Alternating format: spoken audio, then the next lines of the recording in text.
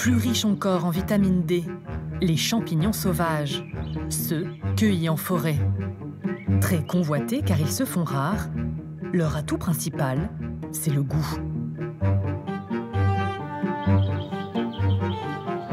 L'un des plus fins connaisseurs s'appelle Régis Marcon, grand chef 3 étoiles à Saint-Bonnet-le-Froid en Haute-Loire. Avec son fils, il est toujours à la recherche de variétés peu connues. Tiens, l'Acaria lacata, tu vois. C'est comme la métisse. Des espèces étonnantes qui mettront en valeur sa cuisine, grâce à leur saveur, mais aussi à leur forme et à leur couleur.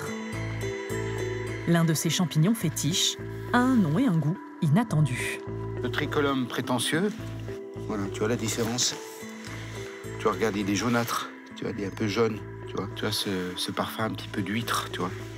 Et puis alors, vraiment, là où tu finis de le reconnaître, c'est quand tu l'épluches, tu vois, il s'épluche très, très facilement, tu vois. Hop, tu vois. Alors, pourquoi on l'épluche? Tu sais pourquoi? C'est d'abord pour enlever la terre, bien sûr, et puis surtout, qu'à la cuisson, toute cette peau, c'est mucilagineux, quoi. Alors, il m'arrive, des fois, pour des Asiatiques, de ne pas les éplucher, de bien les brosser, parce qu'ils aiment bien les champignons un peu gluants. C'est leur goût à eux. J'adore ces champignons-là parce que c'est en même temps une partie de ma jeunesse. Comme ma mère avait un restaurant, donc elle cuisinait beaucoup de champignons. Et le dimanche, elle faisait des grandes braisières parce qu'il y en avait beaucoup plus avant, tricolum prétentieux. Beaucoup plus de pain. Ce champignon, ça reste très, très local, quoi, Massif central. À la fin des années 90, Régis Marcon lance son menu spécial champignons forestiers qu'il propose à l'automne. Cette spécialité le fera connaître dans le monde entier. Il est le premier à cuisiner des champignons de l'entrée jusqu'au dessert, comme dans cette farandole, bananes et morilles.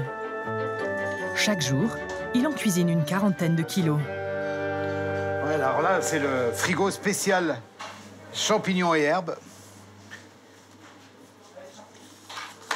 Les pieds bleus, le charbonnier,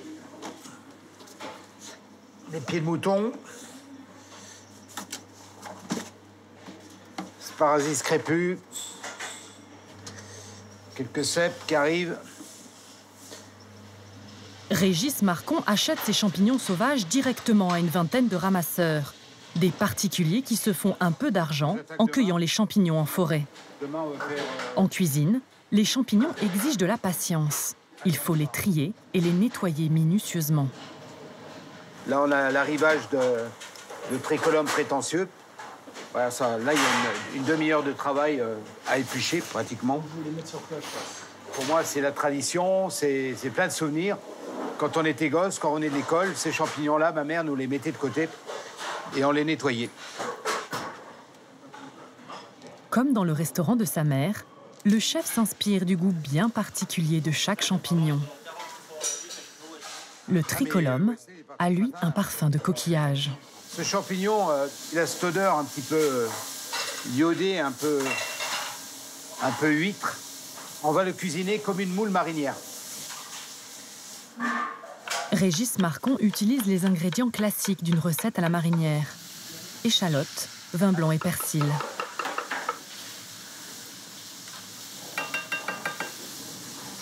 Voilà, une recette très simple. Des tricolums prétentieux, version 3 étoiles. Retour chez le chef étoilé Régis Marcon. Nous lui proposons de faire un test du goût.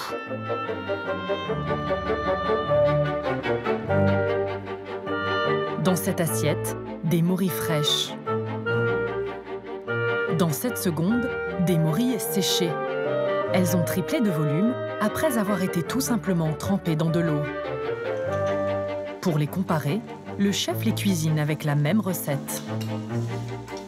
Je fais revenir tout simplement mes morilles avec une échalote grise ou une échalote bien fine.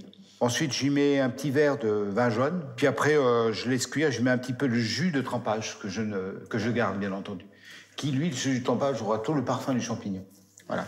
Et là c'est la morille complètement fraîche. Je vais faire revenir dans un peu de matière grasse également. avec une échalote. J'ai mis aussi une pointe pour avoir les mêmes parfums, une petite pointe de vin jaune. Et par contre, je n'ai pas rajouté de jus de trempage. Je l'ai laissé comme ça. Voilà. Donc on va goûter. Le chef commence par les morilles fraîches.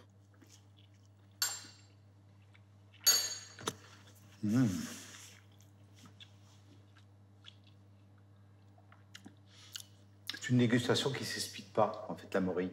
Et là, quand je goûte la morille, ben, elle croque, elle craque pas, elle croque.